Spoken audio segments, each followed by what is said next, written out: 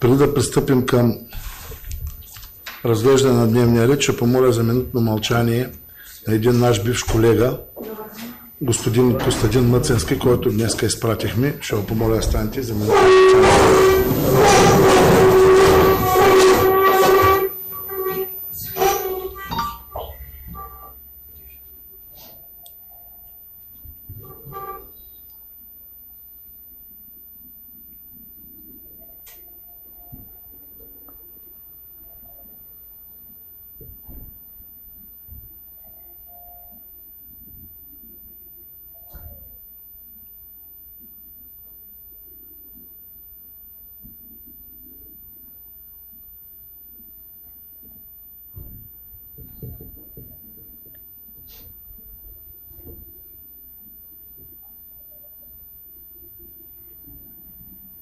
Благодаря ви. Дневният ред е от една точка относно избора на временно изпълняващ длъжността кмет на село Сборище. Използвам случая за тези от вас, които не са наясно. На основание член 13, алинея 1, точка 1 от Правилника за организация на Общински съвет Твърдица и взаимодействието му с Общинска администрация, официално подавам оставка като председател на Общински съвет Твърдица. Тъй, че ще помоля от тук нататък заседанието да бъде водено от заместник-председател господин Лазаров. Благодаря ви, колеги.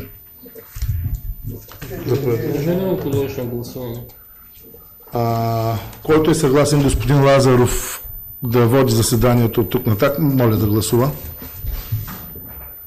Единодушно 15 съветника. Заповядайте, господин Лазаров. Уважаеми колеги, извънредното заседание от една единствена точка. Избор на временно изпълняващ длъжността кмет на село Сборище. По дневния ред имате ли някакви въпроси? Да считам, че няма. Който е съгласен да приемем дневния ред, моля да гласува. Против? Въздържали се? Няма. Предложението е изготвено от мен и от господин Йордан Кралев и е по повод изпратено уведомление до Общински съвет от госпожа Анита Димитрова Иванова, кмет на село Сборище. С това уведомление госпожа Иванова ни уведомява, че трябва да ползва отпуск поради бременност и раждане, съгласно член 163, алинея 1 от Кодекса на труда, считано от 24.10.2025 година.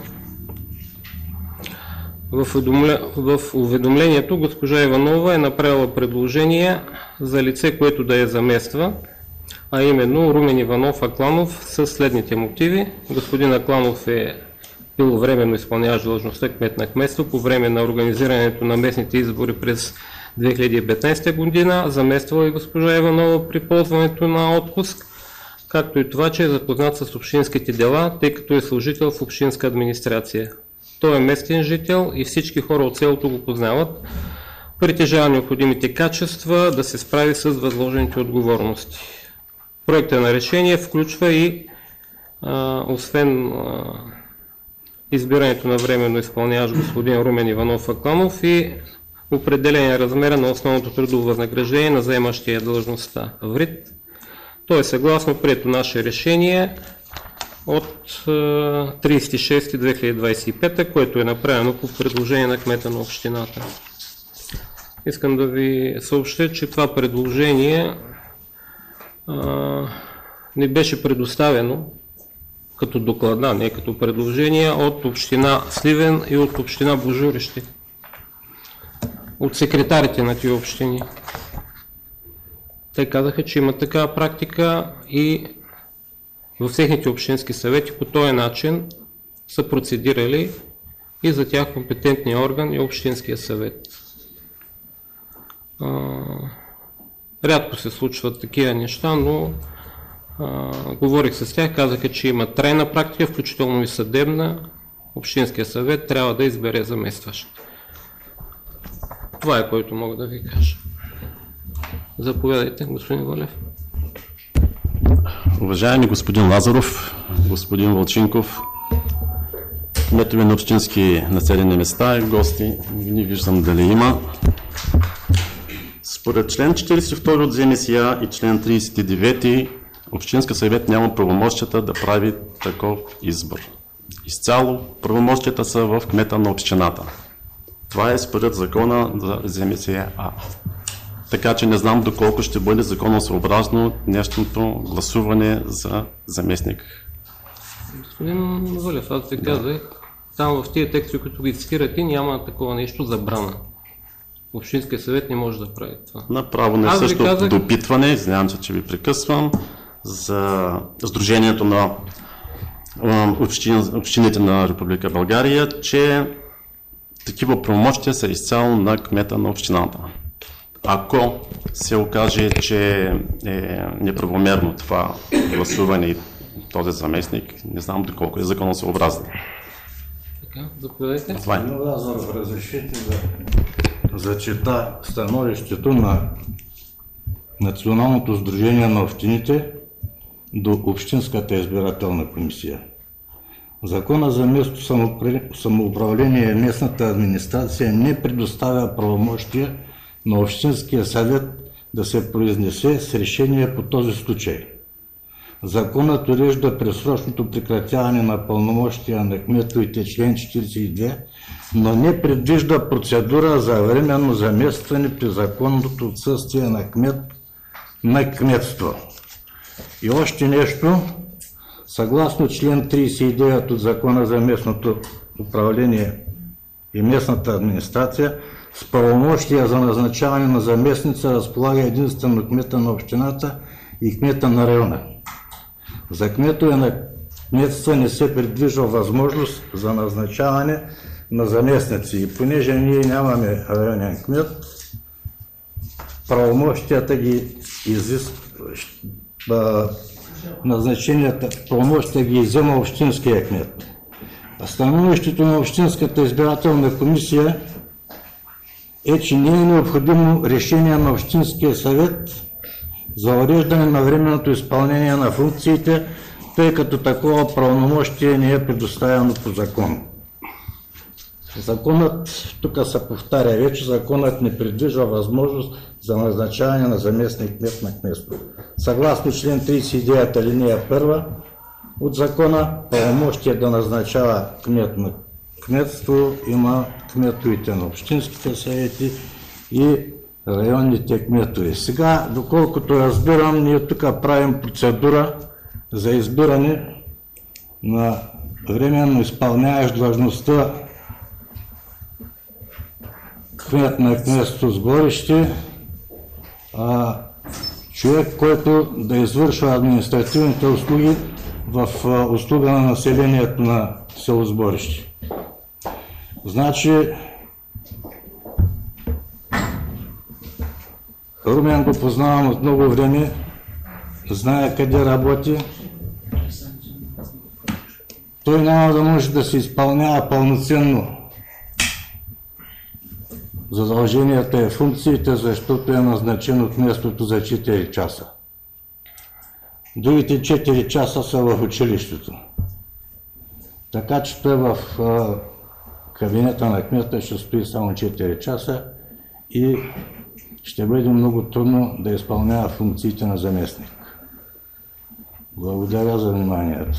Други? Може? Да, заповядайте. Господин Султанов, вие това официален отговор от Националното сдружение на общините ли? Да. Писмо. Значи това, извинявай, това нещо е предоставено и това на председателя на Общинския съвет и доколкото знам не е заведено в архивите. Славена, днес се каза би Сега. са.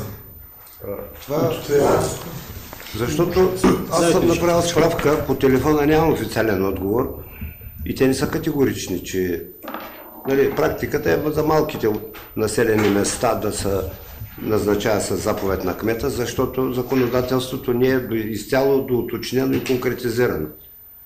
За по-големите населени места се взема с решение на Общинския съвет. Това е отговора, който аз съм получил. И съдебна практика има и в едната и в другата посока. Националното сдружение на общините нито е законодателен, нито някакъв орган, който има правомощията да издава нормативни актове. Това е връзката между местната власт и държавното управление. Има такива свързващи, обединяващи функции за по-лесно да се комуникира с изпълнителната власт, местната с изпълнителната на национално ниво. Така че лично аз не смятам, че Общинския съвет е в нарушение на някой нормативен документ. Това, че господин Акланов е на 4 часа, на едното място и на другото, те са поправими неща. Общинска администрация, ако направи една проектна справка и да предостави колко служители работят, защото аз по времето знам и сега си има проекти, които са на допълнителен трудов договор с основния работодател до 4 часа, общината трябва да свети тук поне до 9, ама тя не свети. Тъй, че това не е пречка, че като аргумент да се изтъква, че Румен е на едното място на една бройка, на друга, защото на времето се е преценило, че толкова техническа работа има. Не е работа за цяла бройка, която върши, и затова е като счетоводител в училището. Има колеги от общинска администрация, които са счетоводители в училища и на други часове. Така че просто го казваме така за сведение. Да, сега ще изпълнява още една допълнителна функция. Стават ти. Аз вас слушам. И не ме прекъсвам. И като кажа, че съм свършил, искайте си думата, говорете си. Колко ще изпълнява или няма, те са въпрос на административни разпореждания и други неща, нещо да отпадне или да се направи. Тъй, че това е. Друго няма. Благодаря. Благодаря. Колеги, аз искам да кажа, че няма изрични текстове. Господин Султанов, и вие изпълнявате и на граждански договор в общината си, и изпълнявате още една функция. Ем сте общински съветник, ем сте на граждански договор, не? Не, на граждански договор не съм. Улесна ми името в гражданския договор. Или е някакъв фалшификация? Не съм на граждански договор, нямам конфликт на интереси с общината. Аз не питам за конфликт на интереси. Казвам, че имате граждански договори с общината, нали? И имаме справка от кмета, когато имате граждански договори. Добре. Кой е работа? Не е за притеснение. Това си чисто за... Да, господин Таранджиев. Благодаря, господин председател. Моля за тишина. Значи, първо да направя пояснение по въпроса за входиране на документи. Сутрината в 10 часа са пристигнали, тъй като отново ви напомням, че по звеното по член 29 господин Султанов са назначени госпожа Радостина Бакалова, която е в отпуск от една седмица, и госпожа Кремена Костадинова, която отново е в отпуск по болест. Лицето Снежана Пеева е изпратено там, но не е резолирано от мен и няма право да входира документи. Второто, което е, още сутрината в 8:30 съм уведомил двамата заместник-председатели, че подавам официална оставка, която входирах току-що пред вас. Така че, бихте ли ми казали, кой ме задължава да входирам? Защо не дойдохте ви да я входирате като председател на комисия? Първо да ви задам този въпрос. И втория въпрос ми е следния. Защо след като беше свикана извънредната сесия, кмета тогава се сезира, че ще издава заповеди? Вижте от коя дата са пуснати документите, защо не са преди това вкарани при мен за извънредната сесия? Нали? Така, приключвам стои. По въпроса за господин Акланов, не е ли редно избрания кмет, който е избран кмет на село Сборище, сам да определи човека, който да го замества, а не общинския кмет? Според вас, редно ли е госпожа Анита Иванова хипотетично да прецени, че госпожа Ишмерова или господин Вълчинков не са подходящи да ми назначи заместник? Това искам да въпитам, ако може да ми отговорите. Да, благодаря. Значи госпожа Анита Иванова може да се назначи човек, ако няма 1 ден, 2 дена или 3 дена. Може да се назначи заместник за малко по-дълго време. Но тук да кажем за 1 година време, не може да се назначава тя човека. Господин Султанов, вие знаете ли колко дена от полагащи ще полза госпожа Анита Иванова, защото тя на мен не ми декларирала. На вас декларирала ли вие? Това го казвам примерно по принцип. Ами то по принцип нещата са доста. Ама де-факто тя е избрания кмет и би било редно с нейното мнение да се съобразите, не с мнението на кмета. Не ви го чета това цялото нещо. Не е нужно. Благодаря. Може би за това не е заведено в книгата. Казах ви причините, не вменявайте вина в някой. Не е заведено по проста причина. Ви като председател на комисия трябваше да се позаинтересувате защо. Кога го разбрахте ви, че не е заведено? Бихте ли били така добър? Вчера не ми го казахте, когато ви звънях лично по телефона. Вчера нямаше начин как да ви кажа. Защото не сте го знаели, господин Султанов, както и аз. Благодаря ви. Пътувах, както и да е. Колеги, други? Да считам, че няма. Имате ли някакво предложение във връзка с изказванията си? Или с това обявявате, ще гласувате против? Да, ще гласувам против. Добре. Колеги, щом няма други въпроси, преминаваме към гласуване. Поименно гласуване. Поименно гласуване на момент на предложение с входящ номер 3715 от 13.10.25. Да. Валерия Стоянова. Да. Атанас Атанасов. За. Мариан Рашидов. За. Бисер Балчев. За. Валентин Лазаров. За. Геро Колев. За. Димко Стоянов. За. Димко Валев. Против. Йордан Кралев. За. Колю Кадилев. Да. Красимир Куртев. За. Петко Борисов. За. Светла Георгиева. Христо Султанов. Против. Кола. Аз съм за. Стефан Танов. За. Аз за. Слушай. Колеги, с 13 за и 2 против, предложението е прието. Тъй като господин Таранджиев подаде оставка в началото на заседанието, преминаваме към процедура, уредена в правилника за избор на нов председател. Съгласно член 13, правомощията на председателя на Общинския съвет се прекратяват предсрочно при подаване на оставка. В случаите за прекратяване на пълномощията тя не се обсъжда и не се гласува. Поражда действие от обявяването на изявлението за прекратяване пред Общинския съвет. Госпожо Шумерова. Да, ще да видим дали имаме ангажименти по точката относно обезпечението. При... Няма да списъка, няма да предлагаме. Така. Само Ами само господин Коромилев. Господин Коромилев като секретар трябва да... С неговите си функции, които... Като държавен служител ви трябва да останете. Предполагам, че бързо ще приключи. Бързо ще стане. Ама да изчакаме и предложенията. Госпожо Ишмерова, нямаме друго. Към вас. Колеги, моля за тишина. Моля за тишина, да приключваме по-бързо. Така, при предсрочно прекратяване пълномощията на председателя, чета ви член 13, алинея 4 от правилника, Общинския предсрочно прекратяване пълномощията на председателя на Общинския съвет, нов избор се провежда веднага. Така че ние правим това. Веднага след обявяване на оставката. Или най-късно на следващото заседание.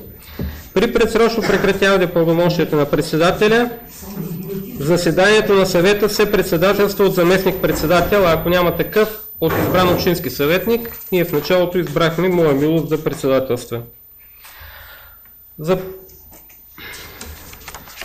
Колеги, по същество започваме процедура по избор на председател на Общинския съвет. Тя е уредена в глава 2 на правилника, който сме приели. Първо трябва да изберем комисия за провеждане на избора, на тайното гласуване. Тя трябва да е комисия от 3 до 5 общински съветника. Предлагам комисията да бъде от 3 общински съветника, който е съгласен, моля да гласува. Против, въздържали се няма, приема се. Моля вашите предложения за състав на комисията. Господин Димов. За председател предлагам господин Кадиев. За член. Така, следващото предложение. Обикновено господин Атанасов предлагаше. Кой ще предложи? Така, още един. Беше преди... Султанов беше. Кой ще направи предложение? Господин Вълев предлагате господин Султанов, така ли? Или обратното? Аз предлагам господин Валев. Господин Валев. Съгласни сте, господин Валев? Не. Не сте съгласни? Добре. Друго предложение? Господин Бойчев? Друго предложение, да. Добре. Господин Рашидов, съгласни сте да бъдете? Добре. Имаме 3 човека. Който е съгласен? Господин Кадирев, господин Борисов и господин Рашидов да бъдат членове на тази комисия, моля да гласува. Против? Въздържали се? Няма. Приема се. Който е съгласен председател на комисията да бъде господин Кольо Кадирев, моля да гласува. Против? Въздържали се? Няма. И целият състав на комисията. Председател господин Кадирев, с членове господин Рашидов и господин Борисов. Който е съгласен, моля да гласува. Така. Господин Кадирев, моля прочетете процедурните правила за избор. Да, колеги, запозная с процедурните правила. Първо, изборът е таен. Изборът се извършва с бяла бюлетина с надпис "Бюлетина за избор на председател на Общински съвет Твърдица" и празен бял плик, подпечатан с печата на общината. На бюлетината са изписани имената на номинираните по азбучен ред. Второ, всеки съветник гласува като поставя знак Хикс или В, римско 5 с химикал, пише с син цвят в едно от малките квадратчета пред двете точки, ако са 2. Поставя бюлетината си в плик, който затваря и пуска в прозрачна избирателна урна. 3. Гласът е действителен, когато бюлетината е по установения образец, само в едно от квадратчетата има поставен знак Хикс или В, с химикал пишеш със син цвят, който изразява по еднозначен начин вота на избирателя. 4. Гласът е недействителен, когато върху бюлетината няма поставен знак Хикс или В с химикал, пише със син цвят, който изразява по еднозначен начин вота на избирателя.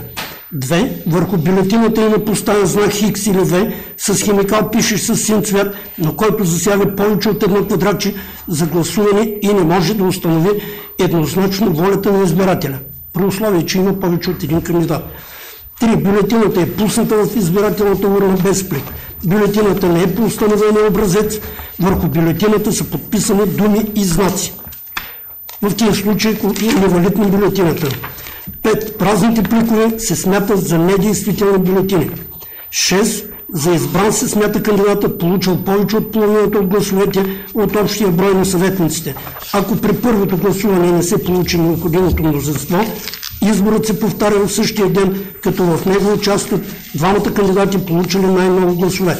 В този случай за избран се смята този, който е получил повече от половината от гласовете на общия брой на съветниците. Ако и при повторното гласуване нито един от кандидатите не бъде избран, процедурата по избора започва от начало и се провежда на следващото заседание. Благодаря. Колеги, който е съгласен да приемем така прочетените от председателя на комисията процедурни правила, моля да гласува. С 15 за, процедурните правила са приети. Имате думата за номиниране на кандидати за общински съветник. Господин Красимир Куртев. Аз предлагам Данчо Кралев да изберем за председател. Данчо Кралев е председател на БСП за град Твърдица, с дългогодишен опит. Завършил висше образование в Тракийския университет Стара Загора и смятам, че е подходящ за длъжността председател на Общинския съвет град Твърдица. Благодаря. Други предложения, колеги? Господин Кола. Аз предлагам Валентин Латов. Всички ни е ясно, че най-опитният, най-скромният, може да се каже, и най-вече с опит. За да предлагам. Господин Кола, благодаря за номинацията. Знам, че и друг път сте искали да ме предложите, но в момента трябва да ви откажа, правя си отвод. Други предложения? Да считам, че няма. Има само едно предложение. Господин Коромилев.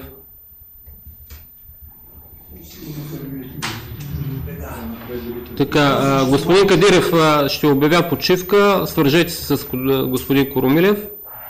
Трябва трябва да се изготви бюлетина, която ние да одобриме. Обявявам 15 минути почивка.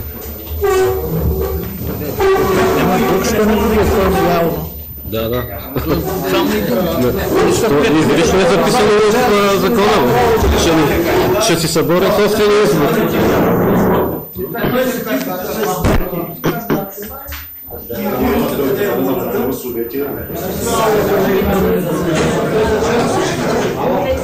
Няма право да пуска после.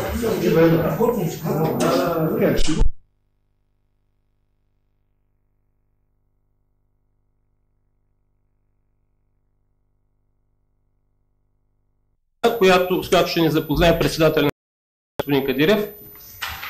Сега, колеги, както ви запознах с процедурните правила и които ги изчетах, така искам да ви запозная и с образеца на бюлетината. Бюлетина за избор на председател на Общински съвет Твърдица. 2 квадратчета за Йордан Петров Кралев и против Йордан Петров Кралев. Колеги, четох го с V с Хикс, да не излиза от квадратчето и разчитам на вашия избор. Процедура. Колеги, подлагам на гласуване образеца на бюлетина. Който е съгласен да приемем така изготвения образец на бюлетина, моля да гласува. Против, въздържали се, няма 13 за, образецът за бюлетина е готов. Пристъпваме към същинския избор, нали така? Да. Байрам, да дойдеш тук. Колегите ще бъдат свикани по азбучен ред. Казва имената. Само за уточнение, моето име е най-отдолу. Да знаете. Трябва списъка да се сложиш, ама. Пак се лъчиш от начало. Ще се последвам. Така, Анелия Стоянова. А ти да си тук, за да ги даваш. А пък Байрам там. Защото... Да, така. Примести ги. Ето.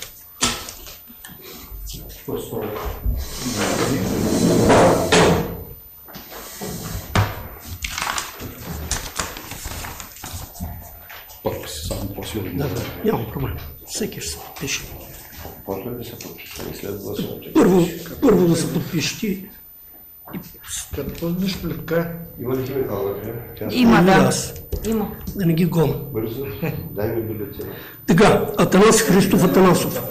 Да, обаче то не може да... Така, предлагаме, колеги, да надигаме капака. Да. Така. Така. Точно така.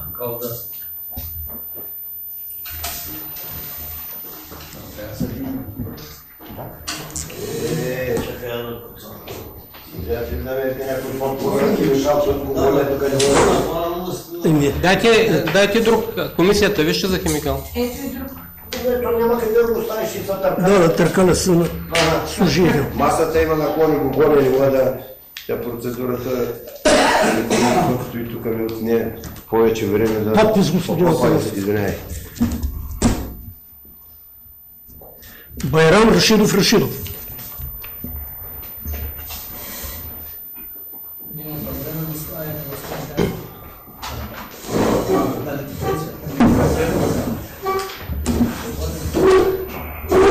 Байрам казва Ешки 6.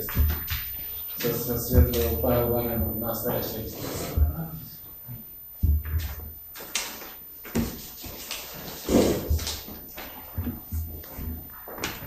Подпис.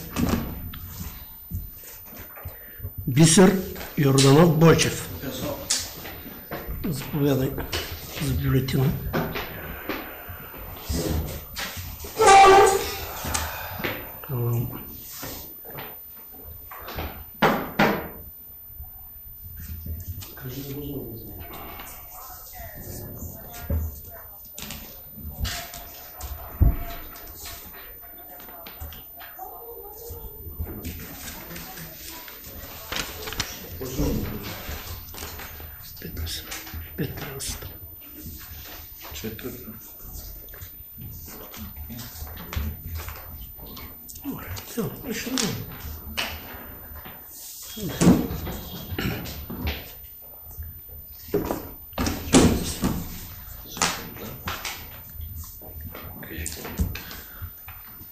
Да. Валентин Лазаров Кръстев.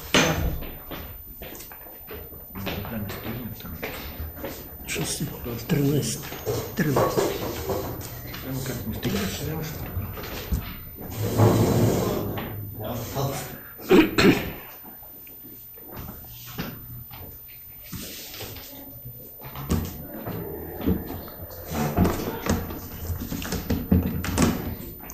Геро Йорданов Колев.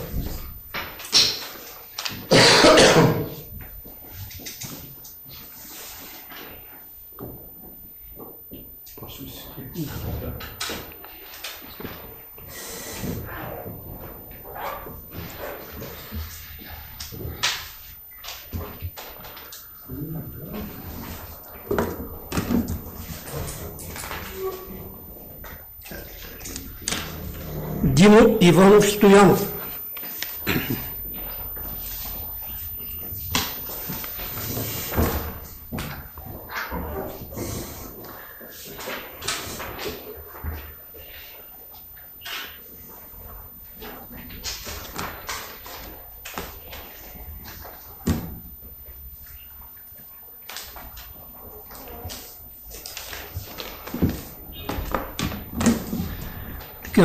Динко Николов Вълев отсъства. Йордан Петров Крълев.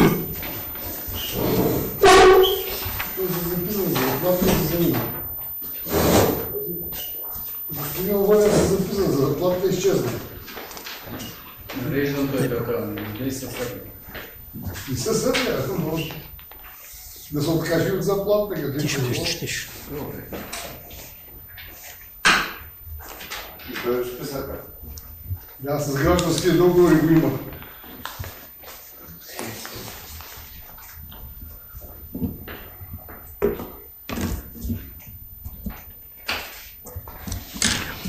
Кадирев.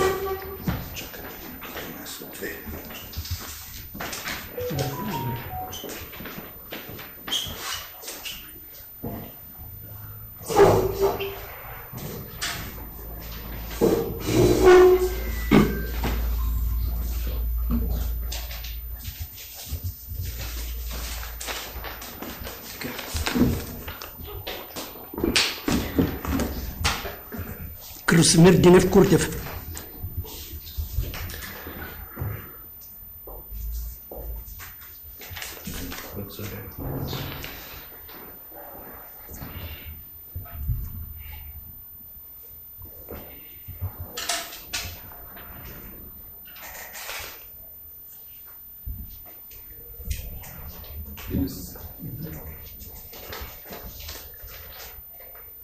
Коля, после всичко се превери в Общинския съвет.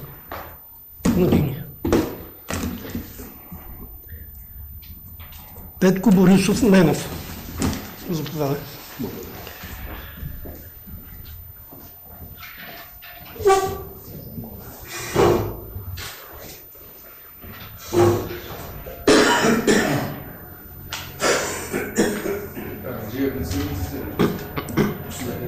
Ти ли ще направиш пък? Аз няма долу ще се процедура, ще се спешим по големия проблем химикала. Да, прекалено си много. Заповядай подпис. Така, Мирослав Христанов Дяков отсъства. Светла Георгиева Георгиева отсъства. Христо Петров Султанов отсъства. Хюсеин Али Осман Кола.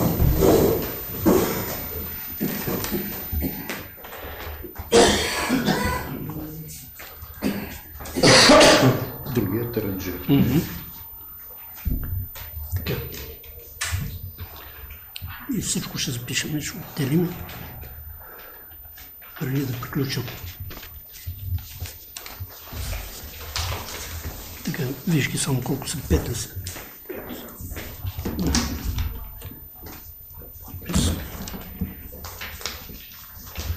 Петко Стефанов Таранджиев.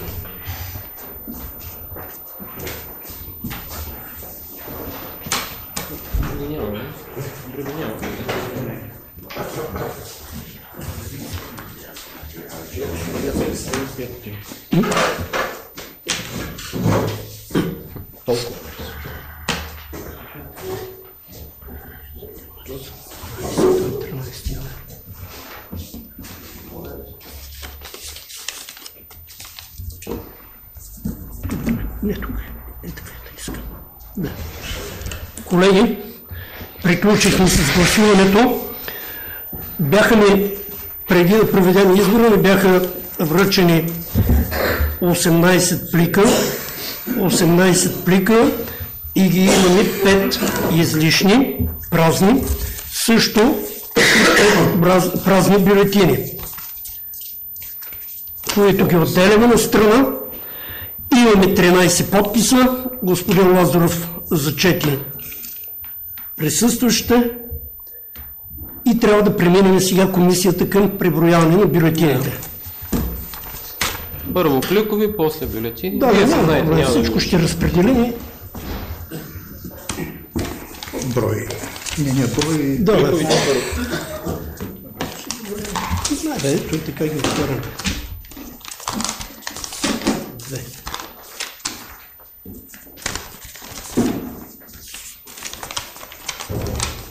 3. 4.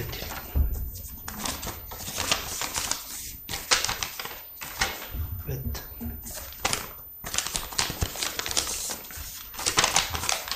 6. 7.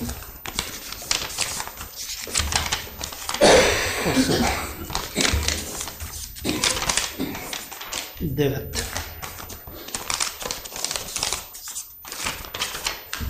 10.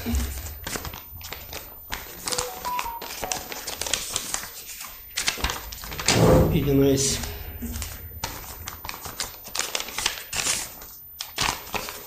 12.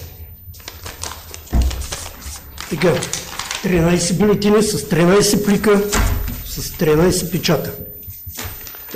Преминаваме към преброяване. Тук ще сложим най-напред купченките. 4, 5, 6, 8, 9, 10, 11, 12 за. Преминавам момчета към колеги, към записването на протокола. Ще обявите ли резултата, господин? Да, ще обявим резултата. Така, след проведения избор, колеги, от 13 гласуване, 12 за господин Крълев и против 1. Колеги, има още нещо. Предлагам на основание член 60 алинея 1 от АПК да допуснем предварително изпълнение на взетото решение от Общински съвет. Който е съгласен да допуснем предварително изпълнение, моля да гласува. Така, и да зачита, че господин Крълев е избран законно. Така, против, въздържали се? За ли се? За. 13 за, предложението е прието. Така, колеги, обявявам, че след проведеното гласуване с 12 гласа за и 1 против, за председател на Общински съвет Твърдица е избран Йордан Петров Крълев. Петров Крълев. Да. Заповядайте, господин Крълев. Колеги, само да приключим протокола. Но комисията ми е важна. Моля? Не. Така, брой на гласували общински съветника 13.